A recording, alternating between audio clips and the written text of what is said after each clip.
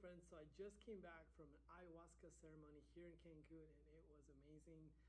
I actually did not do ayahuasca. I was there to do 5 MEO DMT, called bufo, called the toad, called el sapo here in Mexico, and it definitely was not what I was expecting. It was way better. So in this video, I'm going to share with you some of the lessons I learned in each ceremony, those multiple ceremonies. Also, just kind of tell you like what DMT is like, what to expect, and then how it compares to other psychedelics. I've taken multiple psychedelics. Also, I do have some behind the scenes video, not a whole lot. They're just unscripted, just spontaneous videos I did away from the group while everybody was like kind of sitting around talking. I really wanted to videotape the ceremony, but I was a participant, so I really wanted to be in the moment. I didn't want to like be focused on making content or filming videos, so I chose to not do it this time. Maybe I think they're going to do a couple more. I mean, I think they're going to start doing this monthly, so maybe if I do another one, I'll either videotape more or bring somebody along to videotape. But anyways, I'll show you some videos so you guys can see what it was like. All right.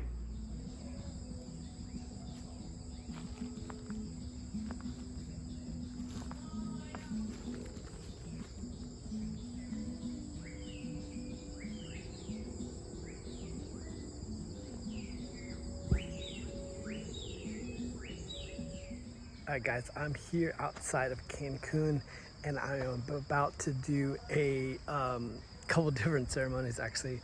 I actually saw this ad on Facebook and it was a ceremony for ayahuasca or chambo or la rana. Some people, Mike Tyson calls it the frog. But basically, like I said, I saw it on Facebook and I thought it was pretty interesting. So I've actually done San Pedro, I've done ayahuasca in Peru, so I didn't sign up to do the ayahuasca ceremony, but I did want to try the other ceremony, which is 5 MEO DMT. I'm not sure if you heard of it, sometimes known as the spirit molecule. So I'm not really sure what I'll be able to record, but like I said, I am going to do the sweat lodge, which is the temazcal, and I am going to do the 5 MEO, which is, like I said, it has 10 different names. But other than that, I don't know what I'll be able to record. And then at the end, I'll kind of compare my experiences here today as to what I've had in the past, and we'll go from there. All right, thanks. So this is the stones that they're going to put in the temazcal. This is the temazcal right here. It's a turtle shape, I guess. So you can see the little turtle guards there. And basically what they'll do is they'll put the hot stones in there, and then they'll put the water. The water has lemongrass, pineapples, and romero. I think the romero is the same in English and Spanish, I'm not sure. But like I said, later we'll be here in the temazcal, which is basically a sweat lodge. So.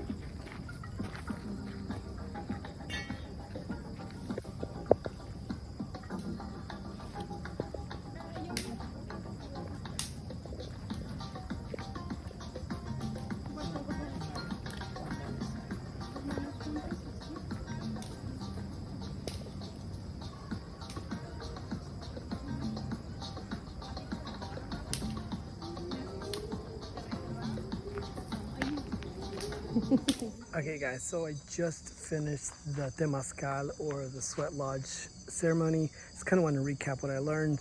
There were about 4 different sessions or doors, whatever you want to call it, and then the main like reveal I had, or whatever you want to call it, was that you know, basically said that each level, each door was 4 different parts of our life.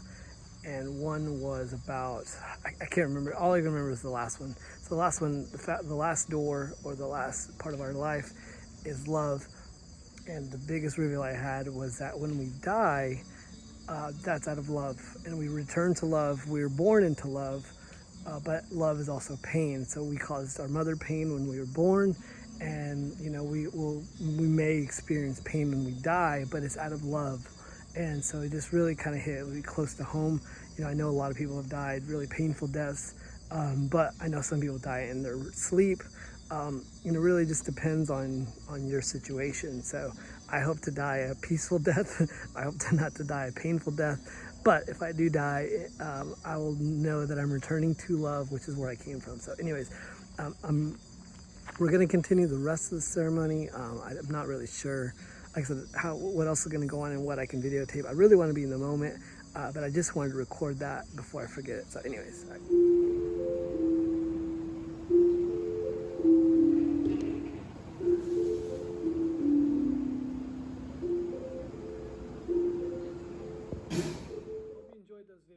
Sorry there wasn't any videos of the actual ceremonies. Like I said, I just didn't have like a camera person, or I really wanted to be in the moment.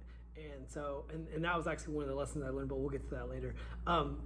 But first I want to talk about the spiritual retreat center that it was hosted at. It's kind of like a cabin. It's like higher, like it's obviously bigger than a cabin, but not like as nice as like a resort. So it's pretty cool. It's a little bit out on the outskirts of town here in Cancun, on the way if you're going to Merida or Chichen Itza or things like that. So but it's a pretty cool center. If you saw it, I mean, you're literally you feel like you're in the jungle, but you can still hear cars passing by. It's pretty crazy. But then, pretty cool center overall. And then you also saw the smoke cleansing ceremony, or I don't know what to call that. I've done it at a couple different places, but anyways, I think it's like to ward off any bad vibrations or spirit. I'm not really sure. If you know a little bit more than that, then definitely put it in the comments. And then the Temazcal was insane, guys. There was like 12 of us in there, and basically, if you don't know anything about it, it's a sweat lodge. They put hot rocks in there, then they put water on the hot rocks, like a sauna. And the guys that were with us, like half the people were like me. My only goal was to not die. Like that's all I was trying not to do. But the other half, they loved it. I mean, they were like hooping and hollering, and they were singing a bunch of songs. And I went to one before, and it was a yogi one, and so all the songs were in like Hindu or whatever. I don't know what language yogis speak, Sanskrit. I'm not really sure. But the one I did, I guess technically that was last night. It was in Spanish, and they were spiritual, but not like religious, if that makes sense. So it wasn't like you were praying to a certain god. It was. I remember some of the songs were saying things like, "Help me open my heart, Temazcal," or there were some that were singing songs to the moons. But it wasn't like, the moon is an entity. I guess the best way I could put it, I remember thinking this while I was in there, is as long as you're open-minded, you wouldn't get offended, or you wouldn't even feel like there was any blasphemy or in the ceremony. I guess like unless you were like a dead set on a certain entity or religion. Everything was very, very spiritual, but like I said, not religious. So anyways, we'll move past that. But the main thing I learned, and I shared it a little bit in the video, I forgot to watch it again before I did this video, but man, you're just so zen. You're very relaxed. Like I was like remembering memories that I hadn't remembered in 20, 30, almost 40 years. So it definitely does clear a lot of doubts that you have in your mind. It just, especially the whole process of doing it, being in that sauna felt like an hour. I'm not really sure how long it was, but especially the way they kind of guide you through it and teach you. There was 4 doors, and I don't remember the 4 doors right now. I mean, literally when I did that 4th door, and I just felt like I had a paradigm shift when he talked about love, and that just really hit close to to my heart, because I was just like just really just awestruck by how profound love is, and I think we forget that sometimes. So highly recommend doing a Temazcal. If you want to come do it here in Cancun or somewhere else, definitely recommend it. I was not a fan of it while I was doing it. Like I said, I was just kind of enduring it, but then once I got out, I was like, I really should have been more participant. I was just kind of suffering through it. But maybe next time, and maybe next time I'll be like those guys that were hooping and hollering and singing, but I doubt it. But anyways, we'll move on to the next. I didn't film it, and I don't think I mentioned it much. We did a sound and vibration meditation where basically they, hit drums and then the meditation bowls and stuff, and it was pretty cool. Keep in mind, I was already very zen, so I was on a scale of 1 to 10. I was probably like a 7, which is really zen for me. I mean, that was like I could have easily taken a nap and fallen asleep for a couple hours. So adding that to that was just, icing on the cake. It was very good. So if you've ever done a sound and vibration meditation, highly recommend that too. Then after that, the rest of the group did ayahuasca. I was the only one that didn't. I didn't know you could do the ayahuasca and the 5-MeO DMT. I thought it was one or the other. So I chose to not do it that night and just wait for the next morning when they were doing the 5-MeO DMT. But everyone else seemed to have a good time. And if you don't know anything about ayahuasca, I probably use that word, have a good time, very loosely. But everyone did love it. It was a good experience for everybody. Nobody had any bad experiences. You always hear these horror stories that people have these bad experiences with ayahuasca. And I think the only people that have those are people that have just a lot of unresolved pain and negative experiences. So if that's you, I still recommend you doing it, because I know my ex, she had a lot of that. And she's the one that, she actually did ayahuasca before I did. I told her about it, and then she's like, get me on a plane. And she went to Peru and did it. And then I ended up going like a month or two after she did. But it helped her with her alcoholism. It helped her with a lot of the pain that she was going through. So, definitely I highly recommend ayahuasca to anybody. But especially if you have addiction, if you have pain, if you have something that's unresolved, or maybe you're just like me and you just don't know. Like, that was my thing. I just wanted clarity in life, and we'll get to that later of why I chose to do the 5-MeO DMT. But actually, we'll just start on that now. So next, I want to tell you about my personal DMT experience. First of all, you smoke it out of like literally a crack pipe. And I remember when my ex told me about it, that it's a crack pipe. I was like, what? And she's like, yeah, it's like smoking crack. And I was like, yeah. And obviously the shamans there, they don't call it that. They said it was like a little piece of plastic, which I guess isn't much better. But he told me the process. Basically, they get a frog that secretes I forget what he called it, and he said it in Spanish, so that's why it's not coming crystal clear to me right now. But basically, they scrape it off with a frog and they allow it to dry, and then that turns into what we smoked.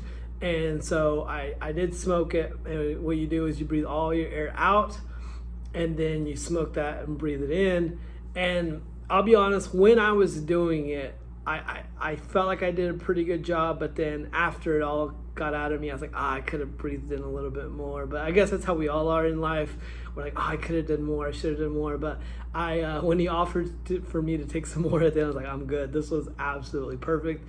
This was magical. This was amazing. So let me tell you a little bit about that. So once I breathed it all in, they tell you to lay down, and then after you lay down, breathe it out.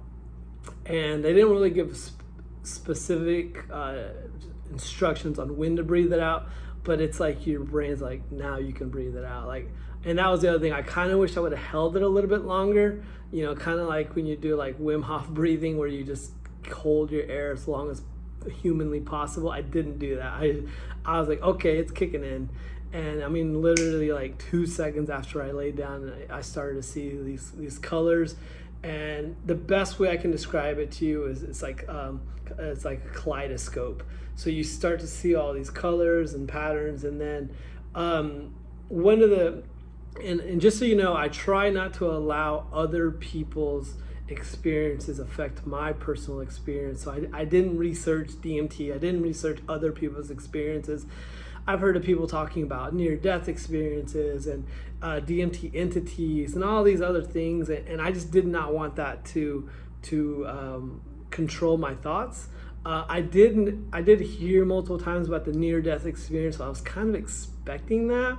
But let me backtrack a little bit.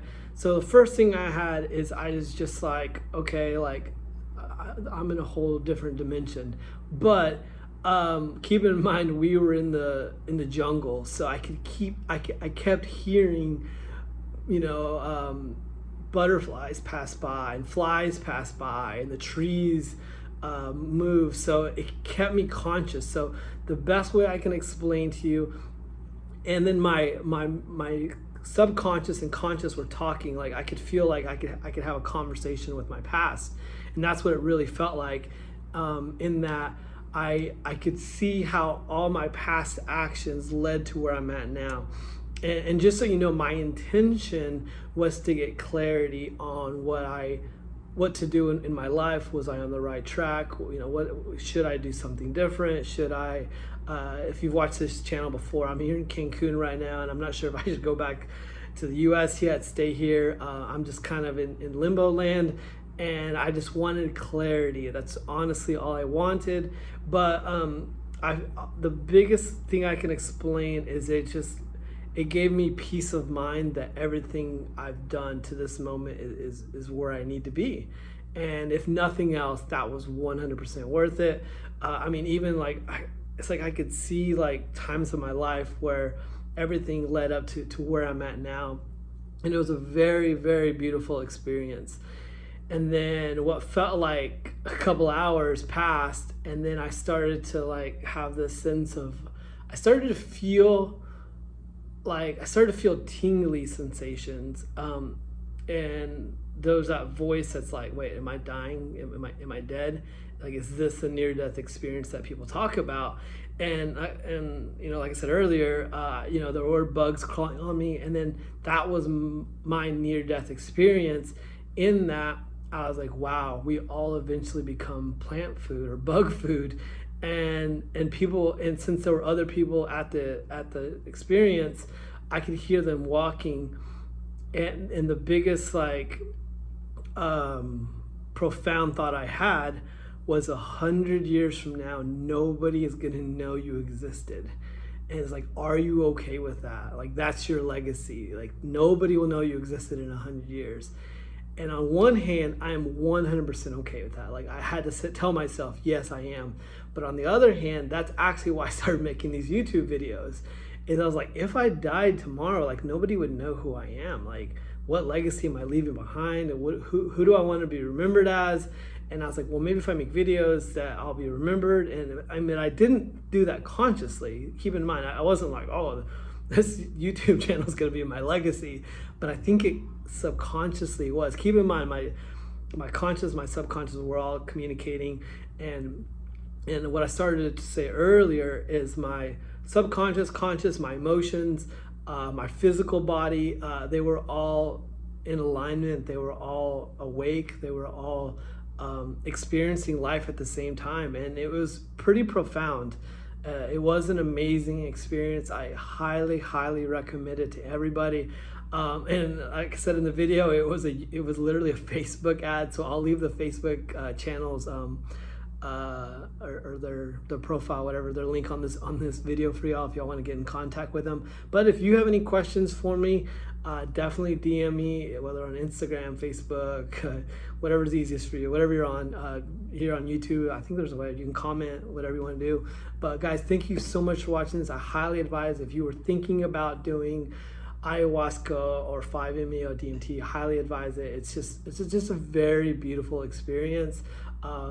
It's not scary. Oh, and that's what I was going to say earlier, was the thought that came to me before the 100-year thing is, I said, well, if this is death, then this is absolutely beautiful. Like, this is an amazing experience. Like, I just felt so much love and peace. And I was like, if this is what death feels like, I'm 100% okay with that. And then that's when I moved past that, and I went to in 100 years, nobody's going to know who you are. You're going to be bug food. There's going to be no parts of you left. And it was just amazing, guys. So thank you for watching this episode or show, what am I calling this? Anyways, and then I'm a little foggy today. I don't know if you've ever had those days where you're just forgetting to do stuff. And so maybe, I guess that's an after effect. But anyways, I enjoyed everything. And if you have any questions, let me know. Thanks. Bye.